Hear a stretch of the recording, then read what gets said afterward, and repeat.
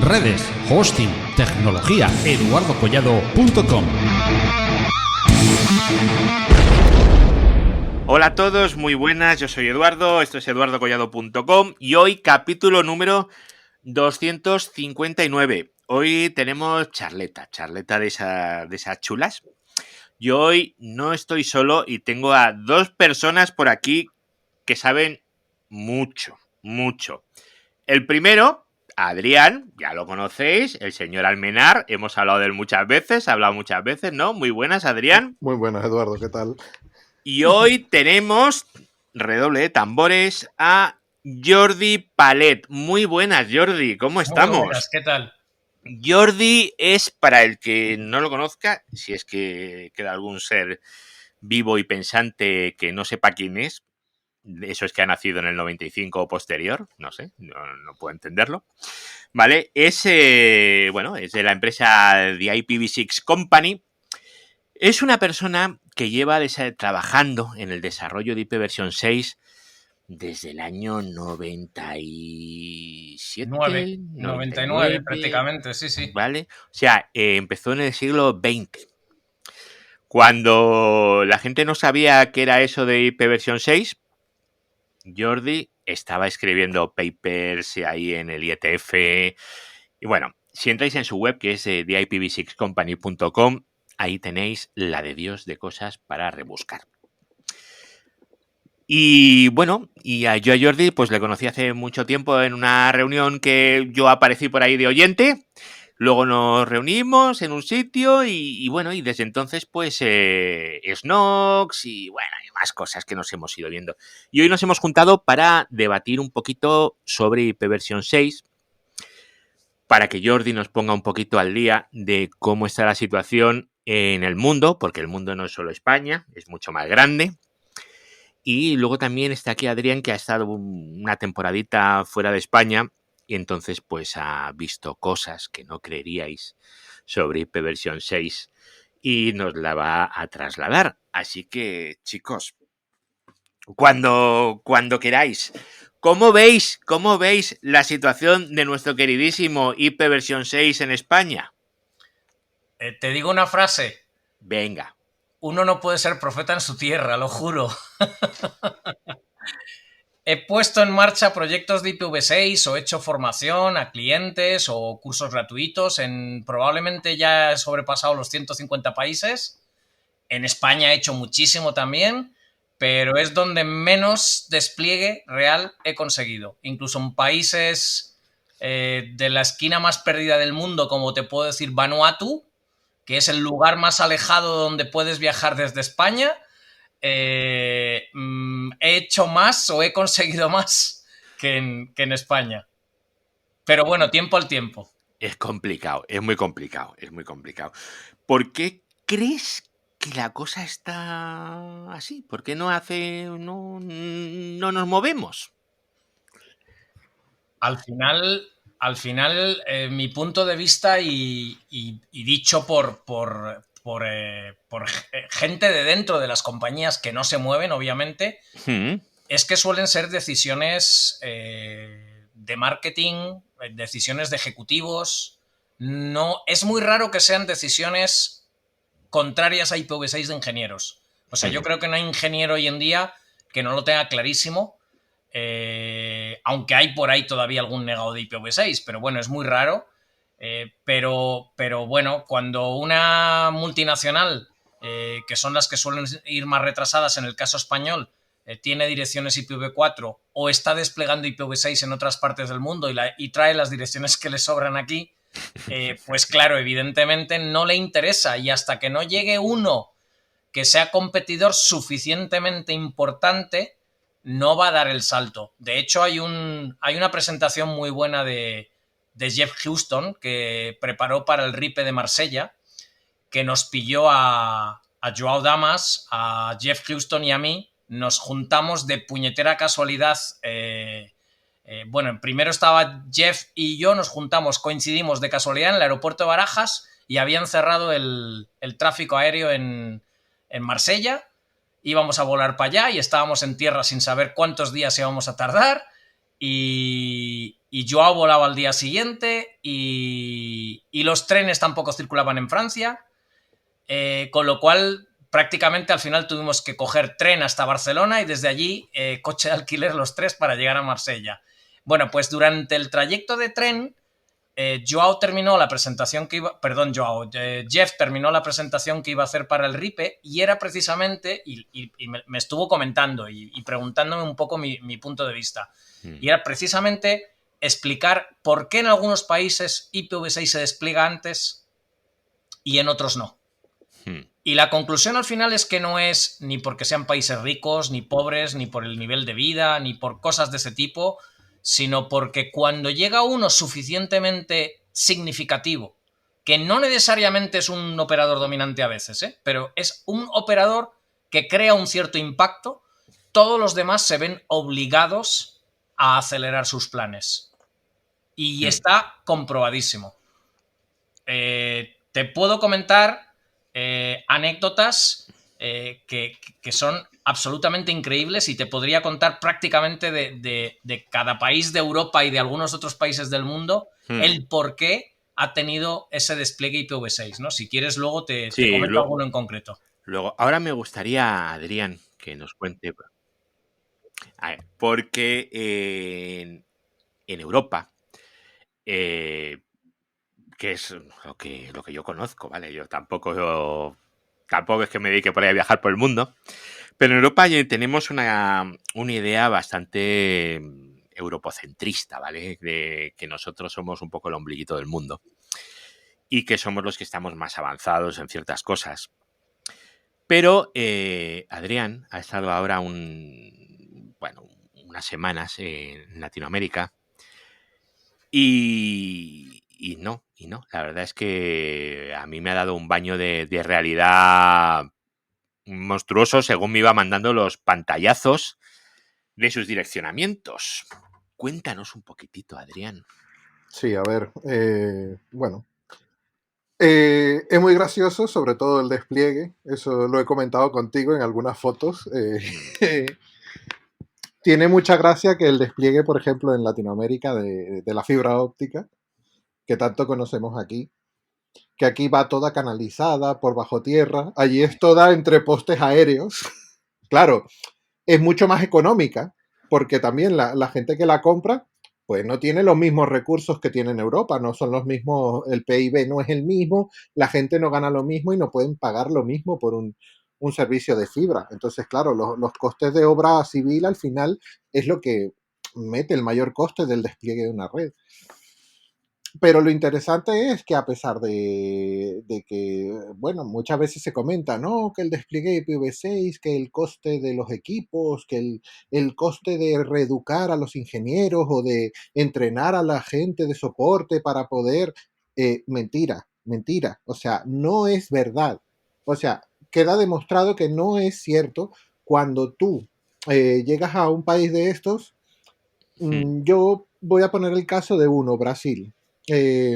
Compré una tarjeta SIM de cada operador y la probé. Simplemente fue probarlo y en todos los tres operadores, los tres principales de Brasil, los tres me daban IPv6. Hay uno que cuando me llamó mucho la atención, que es TIM en Brasil, que es de Telecom Italia, y dicen, no, es que esto ya lleva aquí 6 años. Digo, vaya, o sea, 6 años que llevan ya dando IPv6 en el móvil. Y aquí en España es como que, hemos visto un IPv6 con un operador, dígase Digi, dígase quien sea. Y es dificilísimo tener un servicio con IPv6 cualquiera. Y allí es que todas las conexiones de Wi-Fi tienen IPv6. Todas las operadoras, tanto de fibra en casa como en los móviles, tienen IPv6. Entonces, tanto que se habla aquí que dicen el coste de entrenar al soporte, el coste de educación y de ayuda para los ingenieros para que se entrenen para IPv6, que ahí no está el coste realmente. O sea, esto es simplemente unas ganas de hacerlo o no hacerlo. Yo no lo veo de otra forma, porque allí los ingresos son mucho menores, la ganancia por usuario allí es mucho menor, muchísimo menor. Aunque sean unas economías mucho más grandes, que puedes decir, no, pero es que Brasil tiene 230 millones de personas y claro, tú te imaginas todo lo que ganas con 230 millones. Ya, pero por ejemplo, no es la misma cantidad de tendido de fibra óptica ni de antenas de telefonía que hay que poner en España que las que tienen que poner en Brasil, coño, que cada antena si te cuesta, digamos, 10.000, ellos tienen que poner 100.000 cada uno de ellos. Aquí en España tenemos 100.000 para toda la península, o ni siquiera 80.000 era el número. Y allí ellos tienen 100.000 cada uno y no cubren nada. Y tienen que seguir todavía para dar una cobertura de verdad, ampliando en 50.000 más cada uno. Entonces tú dices, tienen otros costes, por lo que esto de que el IPv6 es un problema económico, no es un problema económico. O sea, la única manera que yo veo que se termine de implementar en España es cuando el IPv4 sea un problema económico. ¿Cómo lo ves, Jordi? A ver, yo precisamente donde más trabajo desde hace muchos años probablemente es en general en Latinoamérica, ¿no? Y es verdad que en cierto modo no es un problema económico, o por lo menos en los últimos años ya no lo es. Como decía antes, es un problema más de decisión ejecutiva, de decisión de marketing a veces, o de que IPv4 todavía no les está costando dinero, justo como acaba de decir Adrián, ¿ok? Porque si tienen direcciones suficientes, pues probablemente en la red fija al menos no tienen que poner en marcha Carrier Grade NAT, que es uno de los costes. Y ojo que coste ya no es necesariamente el coste de los equipos de Carrier Grade NAT, sino el coste del helpdesk, de resolver problemas por culpa de incidencias del Carrier Grade NAT. ¿Ok? Sí es verdad que sigue habiendo un coste importante porque aunque parezca mentira, todavía hace falta mucha capacitación al respecto de IPv6. Porque sí es verdad que se están haciendo despliegues en muchos sitios, pero también es verdad que si lo miramos al detalle, si lo miramos con lupa, muchos de esos despliegues tienen problemas importantes de cambio de chip, como yo digo, de cambio de mentalidad. Por ejemplo, voy a contar la anécdota de cómo empezó IPv6 en uno de los primeros países donde realmente tuvo avances importantes y que fue uno de los países que entre comillas soy culpable de ello, ¿no? Y es Perú. Perú.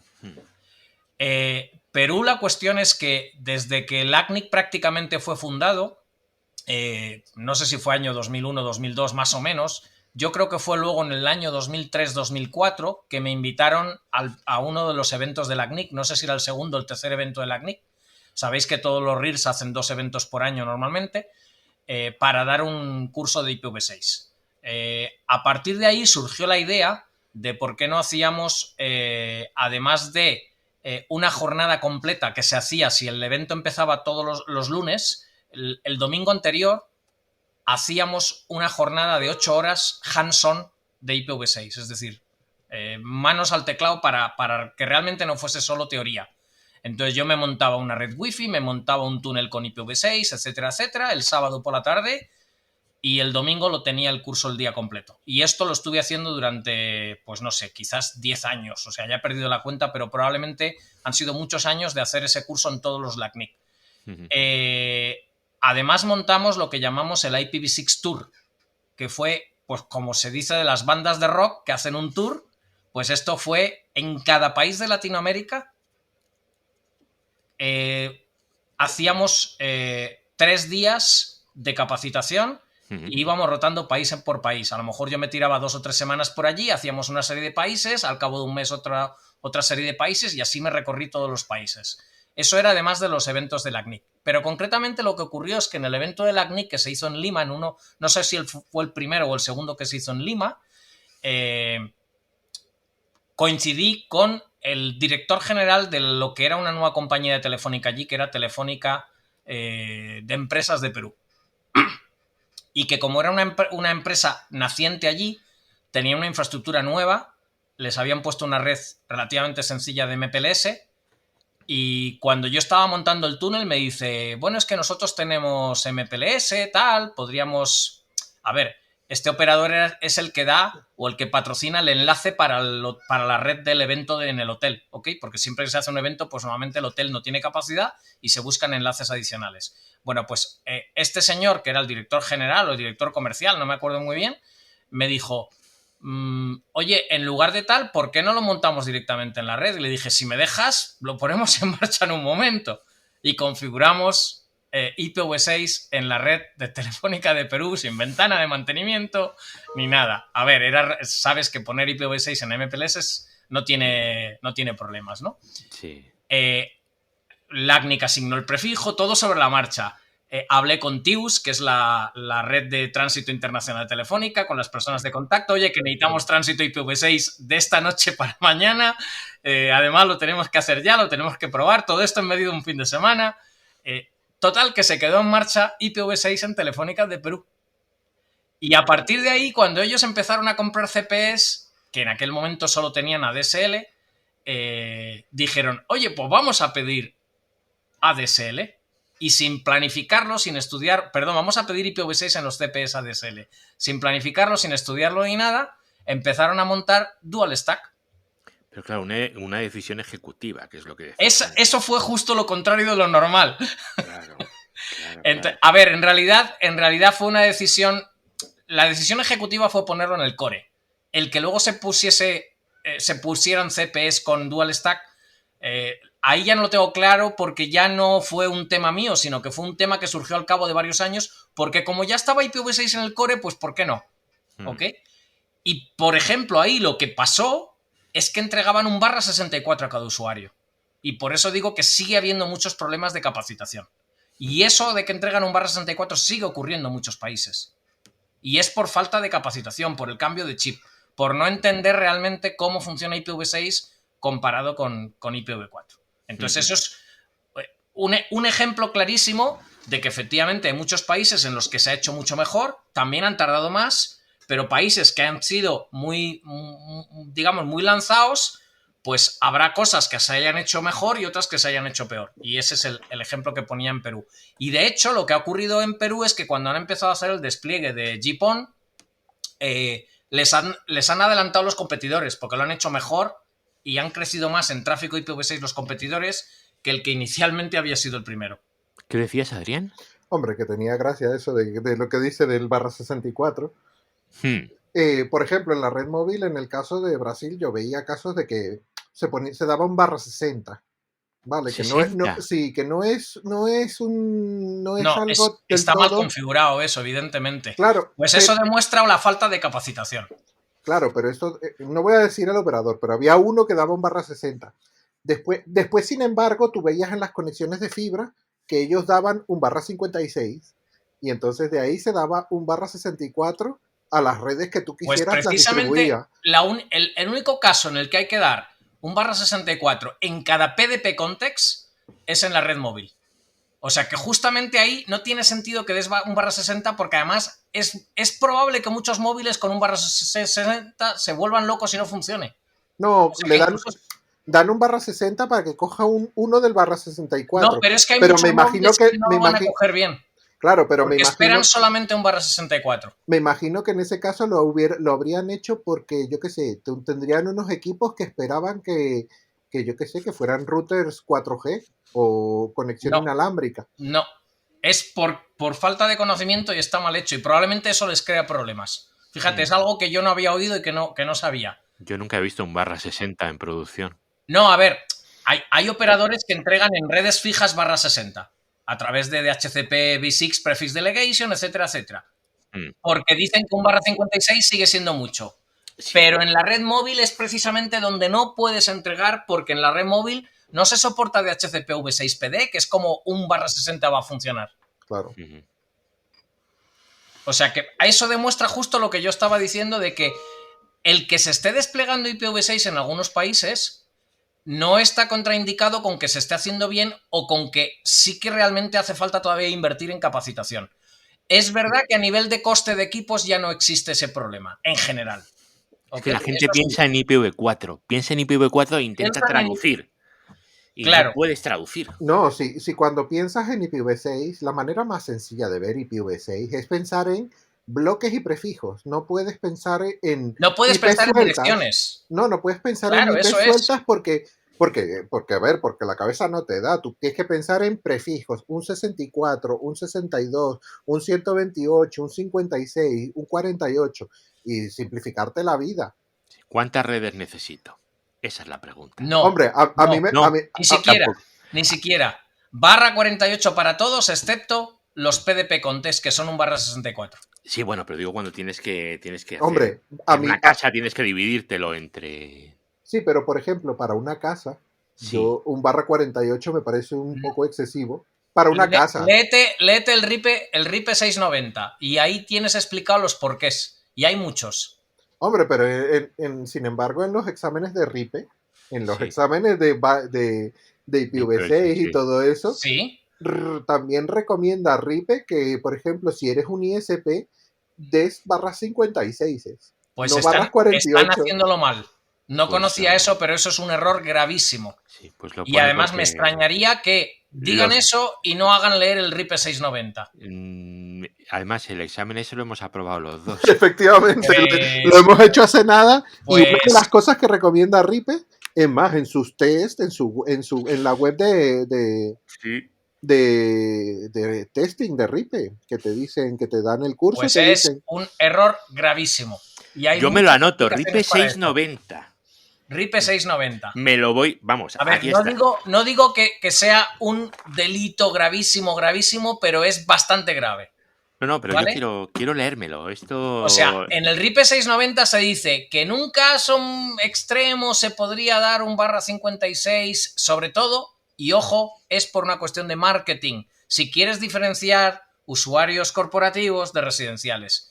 Pero no porque vayan a faltar direcciones, no por nada, sino porque además entregar un barra 48 simplifica el diseño de tu red, porque si no tienes que diferenciar las asignaciones en el BRAS de clientes corporativos de residenciales, etcétera, etcétera, etcétera.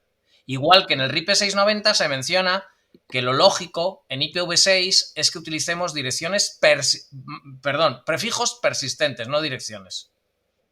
Y persistentes aquí es lo que llamamos en IPv4 estático, pero es incorrecto hablar de estático. Es persistencia lo que se busca. Yo estoy todavía aquí, asimilando lo del 690. No. Me has pillado ahí. ¡Zas! Digo, hostia, esto me lo tengo yo que estudiar. A ver, hay otros documentos que te dicen lo mismo. Y si le preguntas a Jeff Houston, que es extremadamente conservador, te va a decir que no, que hay que entregar barra 56. No le conozco y tengo que solucionar esa carencia. Eso se soluciona. Porque a ti y a Joao, sí. Pero a este hombre no le conozco y me parece una carencia intolerable. Yo con Jeff he tenido unos debates de este tema, incluso en público, O sea, ya no digo en privado, sino en eventos de IPNIC, sentados los dos en una mesa de debate o haciendo presentaciones y los dos terminar casi con las manos al cuello del otro por este tema, Pero vamos, o sea, yo he hecho un Excel donde justifico que aunque fuésemos tan incapaces de que desperdiciásemos la mitad de las direcciones IPv6, asignando no a cada hogar, sino a cada humano del planeta, le asignásemos un barra 48 y se lo llevara a la tumba cuando se muriera, suponiendo que viviera 100 años, tenemos direcciones para casi 500 años. ¿Alguien cree razonablemente que no vamos a tener otras razones que no sean espacio para no tener que actualizar el protocolo IP, no digo en 50, pero en 100 años? Probablemente sea antes, pero bueno, no lo veremos. Pero eso significaría que entonces el IPv6, como lo conocemos y como se enruta hoy en día, que ponemos un 2000 barra 3, tendría que ser abierto totalmente, un 00. Claro, pero es que eso es como lo hemos definido en IETF. En IETF hemos asignado provisionalmente un barra 3, pero hay otras 7 octavas partes del espacio IPv6 para asignar cuando veamos que haga falta. Lo que pasa es que IETF no le entrega a IANA todo de golpe por si acaso o por lo que pueda pasar. No, ¿okay? Por cierto, que quede claro aquí para los que están oyendo el podcast, Geoff Houston, que se refiere Jordi, es el jefe científico de APNIC. De APNIC, sí. Y además es el que tiene una web muy conocida que es el CIDR Report y Potaru.net, por si acaso. Y etcétera, etcétera. O sea, a lo mejor le conocen indirectamente. Sí, seguro. Pero bueno, a ver, sí, podemos hablar del direccionamiento del /48 para cada humano, pero realmente yo te No, a digo, ver, yo tengo un una fuente para 50 exagerar, ¿eh? yo tengo un /56 en casa y lo distribuyo en red de invitados, red de IoT, red de no sé qué, y es que dices, es que tengo 16/64 y no gasto ni 4, y eso que hago lo imposible por gastarlo. Claro, pero es que ocurre una cosa, es que uno de los mecanismos de asignación de direcciones que está definido por IETF es, en lugar de entregar un /64 a cada subred, también puedes entregar un /64 a cada interfaz. Claro. Sí. ¿Por qué? Porque cada vez va a ser más habitual que quieras hacer una separación automática por temas de seguridad o por temas, por ejemplo, de que tengas en una interfaz luego máquinas virtuales y que cada una necesita su IP, etcétera, etcétera, etcétera.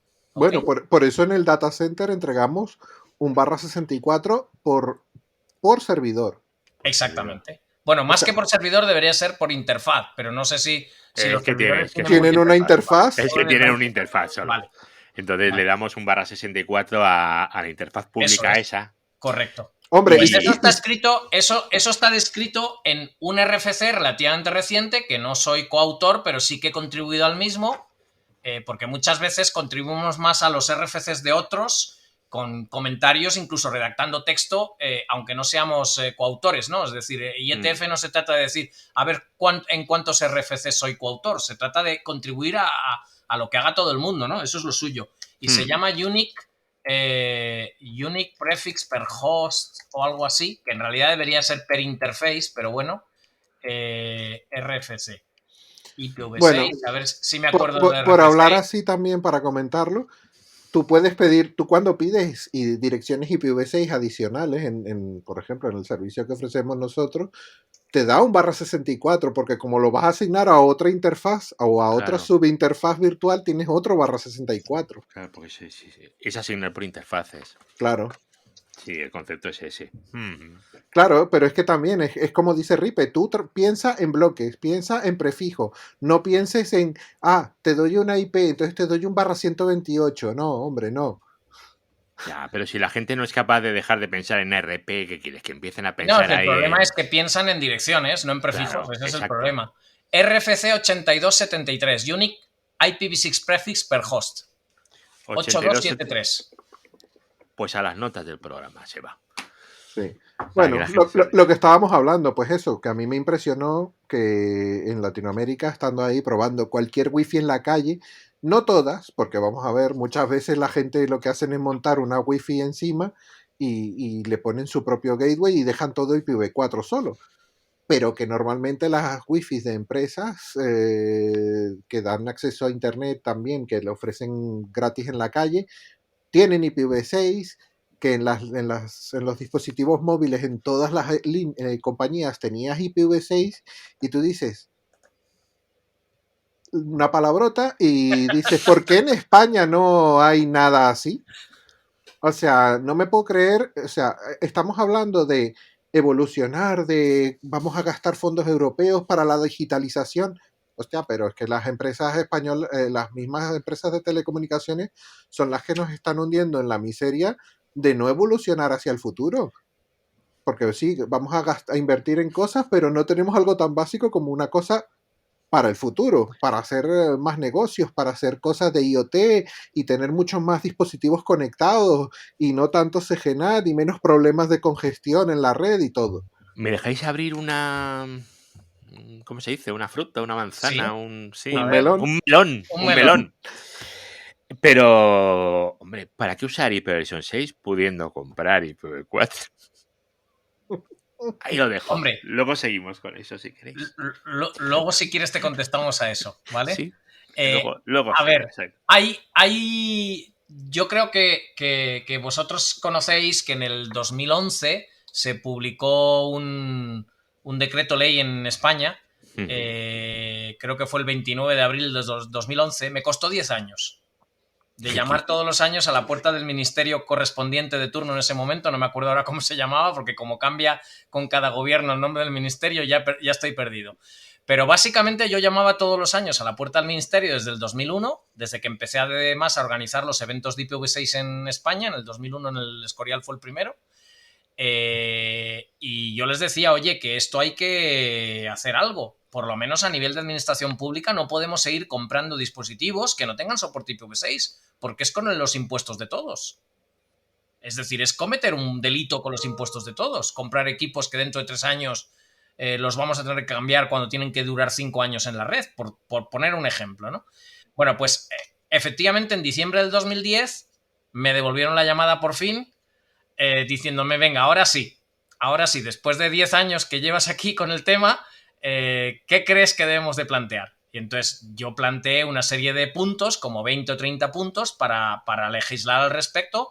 Ojo, que no pretendía en ningún momento, porque además no me parece lógico, hasta cierto punto, eso lo contesto también ahora, legislar en la industria privada. Yo creo que el sector privado debe hacer lo que quiera, pero lo que sí que está claro es que lo que es con dinero de todos tiene que hacerse con la tecnología actualizada o la que va a venir inmediatamente, porque si no estamos tirando el dinero, ¿ok? Entonces, desafortunadamente de esos X puntos que yo puse solo se tomaron 10. Se quedaron cortos en muchas cosas. Por ejemplo, yo pedía, y que viene a colación de lo que se acaba de comentar, yo pedía que todas las subvenciones públicas que tuvieran que ver con IP o con tecnología de redes, sí o sí tuvieran que llevar soporte IPv6, si no, no te doy la subvención. ¿Para qué voy a invertir fondos públicos en hacer un proyecto de despliegue de lo que sea, digitalización de lo que sea, o redes wifi públicas o lo que sea, y no obligar a que sea con IPv6? No tiene ningún sentido. ¿Eso no lo metieron? Eso no lo metieron. Otra cosa que yo pedía, por ejemplo, es, igual que en la TDT se puso un tiempo, que me parece que fueron 1 año para que los importadores ya no puedan entrar dentro del territorio, ya no, creo que no solamente era a nivel español, sino europeo, televisores que no tengan TDT, y 6 meses para los que estén estocados en tiendas que o los vendan o ya no los puedan vender, porque el gobierno, o cualquier gobierno, una de sus obligaciones es proteger al consumidor, y el consumidor, igual que no sabe lo que es la TDT, no sabe lo que es IP, y menos IPv6 comparado con IPv4, con lo cual no se puede vender a alguien un software o un router o lo que sea que no tenga soporte IPv6. Afortunadamente eso a estas alturas probablemente ya no haría falta, excepto donde más falta hace IPv6, que es en IoT. ¿Cuántos dispositivos de todo tipo nos están trayendo a Europa que son muy baratos, pero compramos muchos, hasta cámaras IP, que sí que es verdad que los fabricantes más relevantes o más conocidos sí que tienen doble pila hoy en día en muchas cámaras, hasta las que compras en Amazon o en eBay, etcétera, etcétera, suelen venir con dual stack. Pero todavía te venden algunas que no. ¿Cómo es posible que se consienta eso? ¿Okay? O los enchufes estos, que sí, la gente no saben si lleva IP. Hay muchos enchufes que están vendiendo, de estos enchufes de casa inteligente, que tienen un chip ESP32 y que no soporta IPv6. Sí. Tengo ahora mismo en la mano el de Amazon, que bueno, viendo cómo es la red de IPv6 de Amazon, esto no creo que lo soporte. Pero, vamos, como esto tiene que haber millones de cacharritos que la gente, un enchufe, no sabe ni siquiera que tiene IP.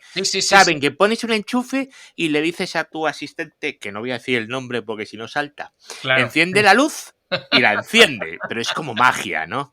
Efectivamente, claro, así es. Así es. En cambio, esas recomendaciones que yo hice, que para el gobierno español lo hice gratis, o sea, ese proyecto de ley, que no aparezco yo firmándolo, porque los proyectos de ley los firman luego los ministros o quien sea, o el rey o lo que sea, pero en realidad todo eso es un trabajo que me curré yo durante muchos años. Preparé un informe que tenía tropecientas páginas, que eso sí que lo hice público, está publicado, y además hicimos 20 jornadas de capacitación por toda España, en todas las capitales de provincia. Se hicieron 2 en Barcelona y 2 en Madrid, si no mal recuerdo, pero en todas las capitales de provincia se hicieron y se divulgó el tema. Y a raíz de ahí surgieron los proyectos con operadores grandes que empezaron a decir vamos a tomárnoslo en serio, aunque algunos ya estaban un poco puestos con el tema y tal, pero ahí se quedó el tema básicamente. En cambio, ese mismo esfuerzo contratado por gobiernos de países de Latinoamérica, o sea, ahí pagado, y ha tenido mucho mejor resultado. Y la prueba está ahí, que países en los que he hecho ese trabajo, como han sido Perú, Colombia, Ecuador, etcétera, etcétera, etcétera, ha tenido mucho más éxito ese trabajo. Y por eso decía antes aquello de que uno no puede ser profeta en su tierra, ¿no? O por lo menos tienen mucho menos impacto, clarísimamente. Mira, yo donde he visto los que han tenido más éxito, aunque yo no soy usuario de esa marca, es Apple. Con el desarrollo de las aplicaciones. Corregidme si me equivoco, ¿vale? Porque yo soy más... Pero te digo el porqué. Sí, porque dijeron, o se pone así o no entra en Mira, la tienda. Apple en el año 2015, creo que fue, dijo dentro de un año, que luego fue un año y medio, quien no tenga una aplicación con soporte de IPv6 only, ni siquiera obligaba a dual stack, ¿ok? Quien su aplicación no funcione con IPv6 only, te ofrecían herramientas con NAT64 para poder probarlo, etcétera, etcétera, esa aplicación no se va a poder publicar en el App Store. Y efectivamente, en lugar de un año, fue al cabo de un año y medio, si no mal recuerdo, en junio del 2016,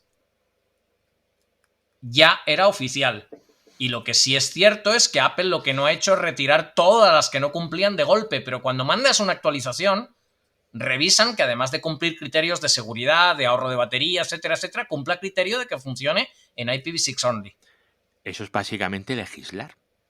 Sí, pero el que lo haga la industria privada es un problema de ellos. El que no quiera trabajar con Apple, que no trabaje con Apple. Sí, no, pero que es lo que te quería decir. Claro.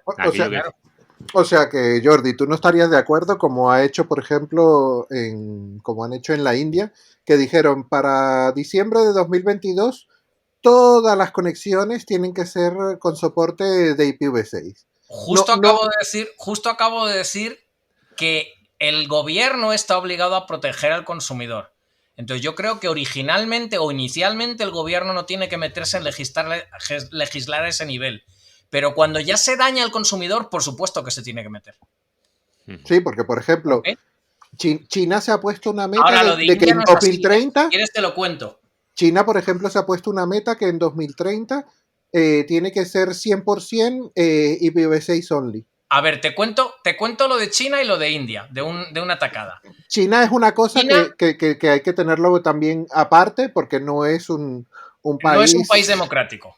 No es lo mismo. Y además es lo que dicen ellos y punto. Y tú te atienes. La situación en China es la siguiente. China ya llevaba muchos años diciendo hay que poner en marcha IPv6, hay que poner en marcha, pero los operadores no reaccionaban. ¿Ok? Llegó Vietnam, que sabes que es el gran competidor a nivel político de China. Y Vietnam lanzó a través de VNNIC, que es como el SNIC, y que además ellos son también NIR, o sea, tienen la autonomía, digamos, dentro de IPNIC para delegar las direcciones en el país, pusieron en marcha proyectos de capacitación y de ayudar a los operadores a poner en marcha IPv6. En el momento en que China vio que se les estaba adelantando, tuvieron que lanzar un decreto ley que básicamente lo que dice es, señor operador, si usted no tiene a final del 2023 IPv6, le quitamos la licencia. ¿Quiere usted o no? Es así de fácil. Entonces eso no es legislar, pero porque no es un país democrático, eso es obligar. Es mucho más que legislar, ¿vale? Creo que es un poco diferente. Ahora, caso de India. El caso de India, lo que ha hecho, esa legislación es absurda, no sirve para nada. Porque lo que ha ocurrido en India... Lo que ha ocurrido en India es lo siguiente. Había uno de los propietarios o de los poderosos del sector de telecomunicaciones que se moría. Y sabéis que allí tenía varias hijas y 2 hijos. Y sabéis que allí las hijas no heredan, etcétera, etcétera, etcétera. Y los hijos, para que no se pelearan, tenían muchos negocios en varios sectores. Pero como digo, uno de los sectores en los que tenía más negocio eran telecomunicaciones. Entonces, a los hijos les repartió la herencia del siguiente modo. El mayor hereda la parte de telecomunicaciones, y no sé si algo más, y el otro hereda todos los demás. Y la herencia la pierden si compiten antes de, no sé si fueron 3 o 5 años. Es decir, el segundo hijo no podía meterse en telecomunicaciones hasta que no pasasen, como digo, 3 o 5 años, no recuerdo la fecha exacta. Bueno, pues este segundo hijo lo que hizo, y que es la empresa GeoReliance, lo que hizo fue planificar su red pensando solo en IPv6, porque no tenía otra forma, desplegar fibra por todo el país, de forma que cuando cumplió el plazo, lanzó una promoción, no sé si eran 2 meses gratis o 3 meses gratis, y luego mejores precios que todos los competidores. Y se llevó de calle a todo el mundo con IPv6 only. Y como consecuencia, todos los demás operadores tuvieron que activar IPv6 en sus redes deprisa y corriendo. Y por eso India tiene, no sé si es cerca del 80% de tráfico IPv6 hoy en día. Con lo cual, esa legislación que han puesto es que no sirve para nada, porque es que India ha hecho el cambio en apenas 2-3 años de 0 a 100 en IPv6, como quien dice. ¿Ok? Entonces, ahí esa legislación, digamos que sobra, incluso. Porque los poquitos que no den IPv6 es que van a morir si no lo dan rápidamente. Otra cosa es que sirva para obligar a las administraciones públicas, a otros sectores que no sean operadores directamente. Bueno, vale, pues ayudará un poco. Pero diría que ahí hasta sobraba. Adrián. Hombre, yo pienso que aquí habría que legislarlo. Si no lo van a hacer, habría que legislarlo. Yo estoy de acuerdo en que una cosa es cómo vas a llevar tu negocio. Yo no estoy diciendo cómo vas a llevar tu negocio, pero yo estoy diciendo lo que no puedes es retrasar a un país entero a que no avance si no hay una legislación. Y es una cosa que se ha planteado incluso. O sea, se ha hablado incluso en el Parlamento Europeo de hacer una legislación sobre el implementarla, el forzar a la implementación de IPv6. Viendo ahora mismo la página de Google que llevan ellos sus estadísticas de acceso, es que ahora ya no es que antes éramos los penúltimos porque los últimos era Italia. Italia ya ha subido, ya nos ha pasado, ya hacen el doble que nosotros, cuando estaban hace cuestión de un año por detrás de nosotros. Y entonces dices, no podemos empeorar ya. O sea, no, ya estamos en la cola de Te puedo hasta contar de lo que Europa. ha pasado en Italia también, si quieres. Pero ya estamos en la cola de Europa. Entonces dice, claro, ya uno se empieza a mosquear. Dice, es que tiene que empezar a moverse esto de alguna manera u otra. Hombre, una de las cosas que además no se aceptó con las propuestas que yo hice para ese proyecto de ley es el aspecto de que no bastaba con obligar que todas las compras públicas se hicieran con IPv6. Habría que haber puesto un plazo para cuándo se tenía que activar. Porque de nada sirve que en cualquier contrato de adquisición de routers o de redes o de servicios de telecomunicaciones sí que exigen IPv6, pero no tengan una fecha de activación. Y eso ha sido el porqué, incluso a nivel de redes de administración pública, no se ha activado IPv6. O se ha activado en algunas partes, pero no en todas las redes. ¿Ok? Lo que ha pasado en Italia es que había una empresa que no tenía negocio en Italia y quería entrar en Italia, que era Sky. Y Sky dijo, ¿cómo entro en Italia? Con IPv6. Y así lo han hecho. Y es lo que os decía, justamente demuestra lo que os decía antes, que al final es con que haya alguien que pueda crear cierto impacto, obliga a todos los demás a ponerse las pilas. ¿Qué ocurre? Que algunos se podrán poner las pilas en meses y otros a lo mejor tardan 2 años y mientras tanto están jodidos. O caen por el camino. O sea, necesitamos a alguien que le parezca lo suficientemente interesante de España como para entrar y mover un poquito el tema. O uno de los existentes que dé el paso y entonces todos los demás van a tener que hacer el switch también. Es así, va a ocurrir. Una cosa interesante, las estadísticas de IPv6, que también yo no solo me baso en las de Google, también veo las de Apenic. Apenic tiene una buena cantidad de sondas y una buena cantidad para hacer esas medidas. Por ejemplo, Indonesia ha pasado en septiembre de estar en el 0,5% de IPv6 a estar ya a 12 de abril en un 9, casi 10%. ¿Sabes por qué se dan esos saltos? Porque la principal operadora ha empezado a implementar IPv6 y lo está extendiendo por su red. Y sí, se nota, pero no. Hay una explicación mucho más sencilla. Por cierto, APNIC no tiene sondas. APNIC utiliza un truco y es que hace píxeles de publicidad en Google y tiene un píxel que solo es IPv4, otro que es IPv6 y otro que es Dual Stack, y tú ves anuncios de Google, de APNIC sin verlos, y con eso detectas si tú estás accediendo con IPv4, IPv6 o Dual Stack. Es muy curioso el sistema. Le cuesta como nadie pincha en un píxel que no se ve, no paga la publicidad, pero está recibiendo todas las estadísticas de eso. Es muy curioso. Invento de Jeff Houston, creo. Bueno, la cuestión es que el por qué cuando un operador activa IPv6, incluso aunque sea pequeño, ese cambio de interruptor provoca unos saltos tan grandes. No es que sea un salto progresivo del 0 al 1, al 2, al 3%, sino que pasas del 0 al 9, al 10, al 15, al 50% de golpe. Pues muy sencillo. Porque los grandes proveedores de contenidos, dígase Facebook, Yahoo, Google con YouTube, Netflix, etcétera, etcétera, ocupan en las redes residenciales, ojo, que hay una gran diferencia con las corporativas, en las redes residenciales ocupan generalmente el 65 o el 70% del tráfico de Internet. Con lo cual, en el momento en que los usuarios tienen un CPE con IPv6 activado, como los sistemas operativos de teléfonos móviles, de tablets y de ordenadores, salvo que lo hayan desactivado, tienen IPv6 por defecto, cada usuario activado implica que pasa de 0 al 65% de tráfico IPv6. Claro, pero no es el número de rutas, o es simplemente el tráfico concreto de la peliculita de turno, que como ocupa un montonazo, pues claro, no hablamos de número de sitios web, no. Sí, no. Hablamos de tráfico, pero al final, ¿qué cuenta en Internet? El volumen de tráfico, ¿no? Bueno. Más que el número de sitios.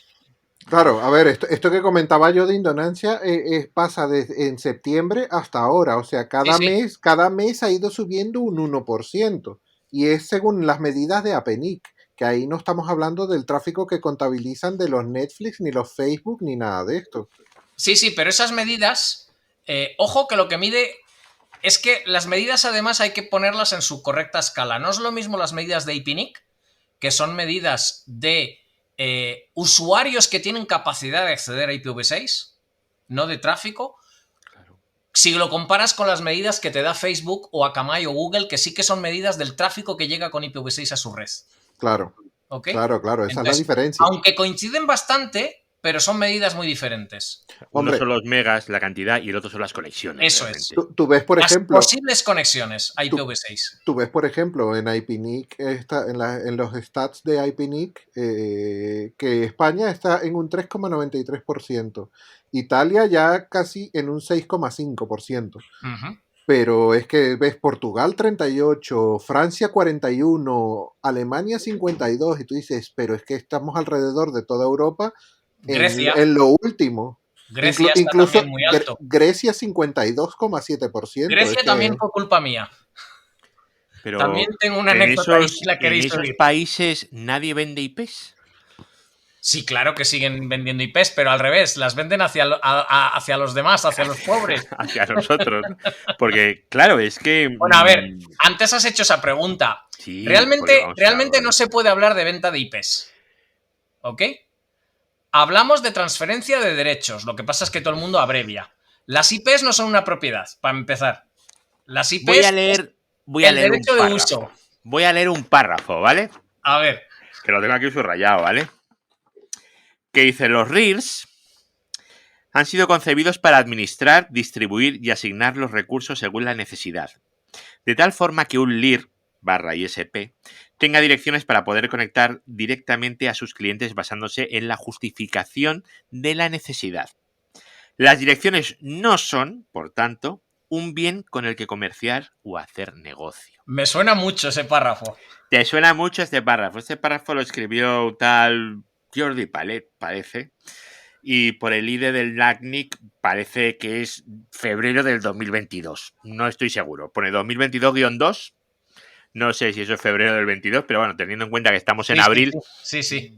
Julio no es. Eso es precisamente una propuesta para evitar algo que se está haciendo con las direcciones, y es que los RIRs efectivamente han sido concebidos para administrar las direcciones. Yo era totalmente contrario a las transferencias. El problema es que cuando una región, como puede ser ARIN, como puede ser RIPE o incluso APNIC, aceptan políticas de transferencias, para entenderlos, las políticas en los RIR son los mecanismos que define la comunidad para decidir cómo se gestionan los recursos. Los recursos son números AES y direcciones IPv4 y direcciones IPv6, ¿ok? Entonces, las propuestas de políticas las hace cualquier ciudadano que tenga interés en el tema y el objetivo debería de ser, por lo menos yo lo hago pensando así, el bien de la comunidad, no el bien personal de quien escribe la propuesta de política o de su negocio o de lo que sea, sino buscar qué es bueno para todos, igual que cuando escribes un borrador de un estándar en Internet, etcétera, etcétera. Entonces, yo era contrario, como digo, a las transferencias de políticas y al final, cuando vi que Arin, Ripe y APNIC tenían propuestas y de hecho tenían ya políticas aprobadas de transferencias, yo fui el primero que llegué a la CNIC y a AFRINIC y hice propuestas también en el mismo sentido, ¿ok? Y en la CNIC, afortunadamente, aunque llevaban 5 años con propuestas que no entraban, la mía en 2 meses entró. Entonces, eso es importante. ¿Por qué? Porque aunque estés en contra personalmente del concepto de las transferencias, si permites que haya 3 regiones en el mundo que tengan transferencias y 2 no, al final lo que estás es perjudicando a esas regiones.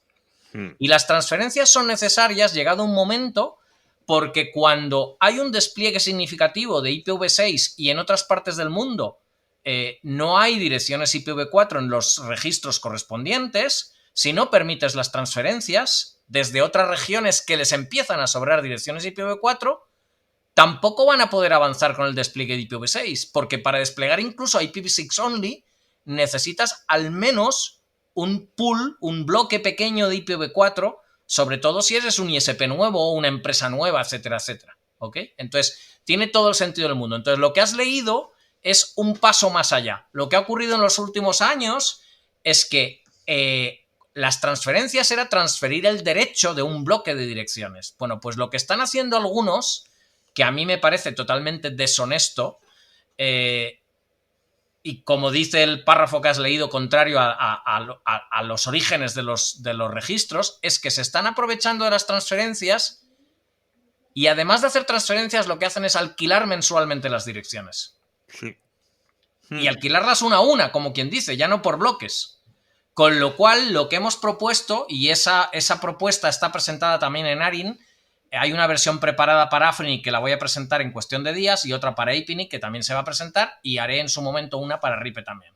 Lo que estoy proponiendo a todos los registros, si lo aprueba la comunidad, que va a tener una discusión interesante y en algunas comunidades van a decir que no porque son donde más se están aprovechando, pero en otras irá para adelante, es que en ninguna parte de los manuales de políticas de los registros dice que se puedan alquilar direcciones. Las direcciones son para necesidad justificada.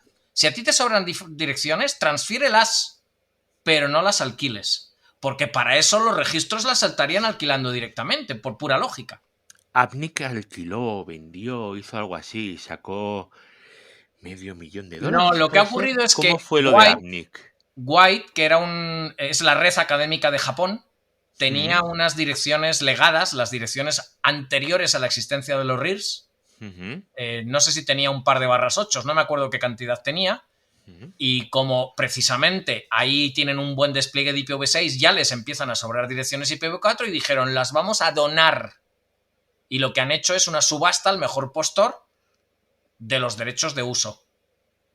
Y esa subasta la han hecho a través de la fundación de APNIC, porque se trata de que sea sin ánimo de lucro.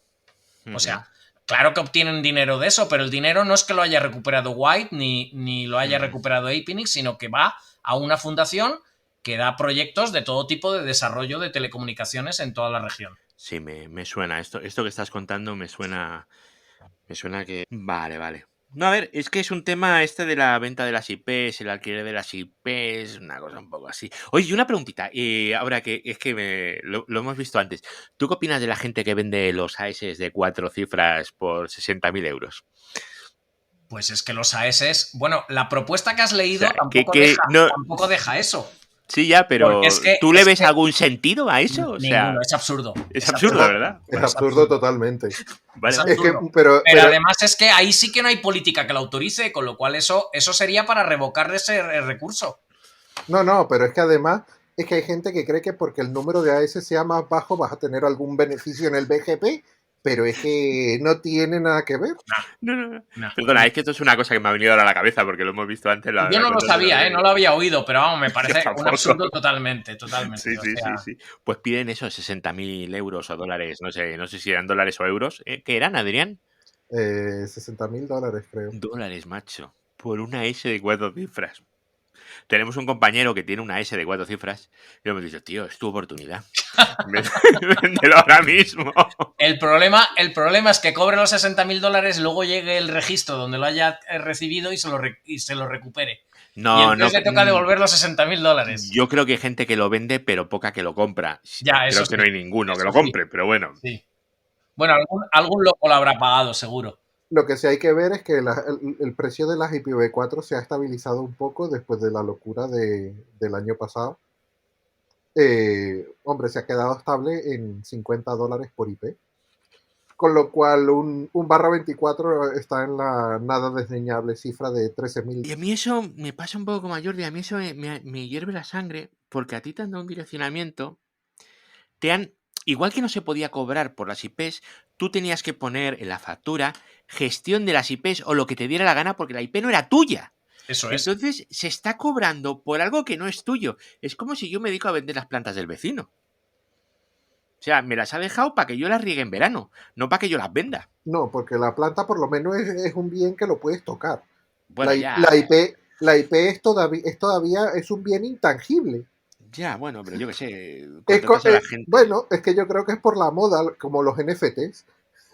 ¿Sí? Bienes intangibles. Sí, bueno, pero no es tan intangible en el momento en el que lo utilizas para hacer despliegues de GPON o hacer despliegues de lo que sea. No sé. Bueno, chicos, llevamos 56 minutos y 35 segundos, que yo creo que tiene que estar la gente ya, vamos, a punto de quedarse. Pero no, yo nada, otro día seguimos si quieres, sí, o sea, sin ningún problema. Sí. ¿Algo queréis añadir? ¿Alguna cosa así? Despediros, deciros. Hemos divagado muchísimo, o sea que podemos tomar cualquiera de los temas de los que hemos hablado y sacar otra hora de ahí otro día, sin ningún problema. Sí, se pueden sacar. Bueno, una vez yo recuerdo haber grabado un audio de 5 horas. Pero eso es luego lo repartes, ¿no? Sí, no, lo metí 5 horas seguidos, está colgado, pero eso es un despropósito. Y encima hay gente que te dice, oye, que me lo he escuchado y a partir de la hora 3:30 pasa no sé qué. Yo, venga, hombre, ¿qué me dices? No puedo.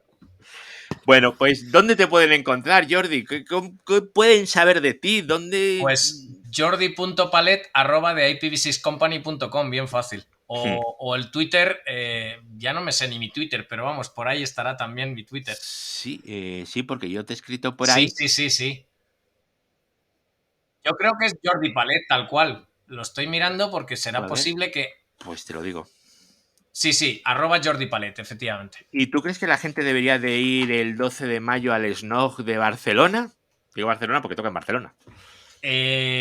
Pues, hombre, clarísimamente, ¿no? Los SNOG son siempre bienvenidos y ahora que se empieza a relajar el tema y las mascarillas ya no va a hacer falta usarlas y tal, porque no sé si te pasa a ti que también tienes gafas, pero yo me pongo la mascarilla y lo paso fatal porque no veo nada. O sea, no veo, de cerca se me empañan, o sea, totalmente. Mira, te voy a contar una cosa. Yo no es que se me empañen, es que encima en medio de la pandemia esta he llegado a mi maravillosa edad de la presbicia.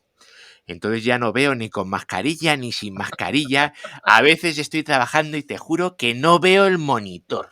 Claro. O sea, no lo veo, ya no me desespera. Pero bueno, pues nada. Luego una cosa que no he dicho y lo quería haber dicho. Tunnel Broker. Yo el primer Tunnel Broker que usé fue el de este señor, ¿vale? El de Jordi Palet, que tenía en su empresa antes, que se llamaba de otra manera. Tenían un Tunnel Broker y yo era el que usaba. Así que... Sí, es que básicamente lo que hicimos es a nuestro ISP le convencimos para ponerle en marcha IPv6 en su red a cambio, sin coste, a cambio de que nos ofreciera ancho de banda gratis con IPv6 para montar el Tunnel Broker, efectivamente. Sí, ojalá tuviéramos un Tunnel Broker con ubicación en España, que no tuviéramos que usar un Tunnel Broker de Portugal o Francia. Pero tenemos un problemita legal ahí de... Sí, de hecho lo quitamos porque un servicio de este tipo, si no vienes bien cubiertas las espaldas con temas legales, hay posibilidad de muchos problemas legales, valga la redundancia, y por eso se decidió quitarlo al final. Aparte que habiendo tunnel brokers, que hoy en día la distancia tampoco es tan importante porque al final el tráfico está relativamente bien distribuido y además en España desafortunadamente hay muy poco tráfico local con IPv6, pues al final no tenías tanta ventaja. Bueno, y Adrián, ¿tú quieres decir alguna cosita o a ti ya te tienen localizado? A mí ya me tienen localizado. Ya estamos más conocidos. Bueno, pues nada, ya sabéis, este podcast lo estáis escuchando desde la dirección 2A01.2.A940.2.446.2.3.2.2.1, que es la IPv6 del podcast. Así que muchísimas gracias, chicos. Muchas gracias. Muchas gracias.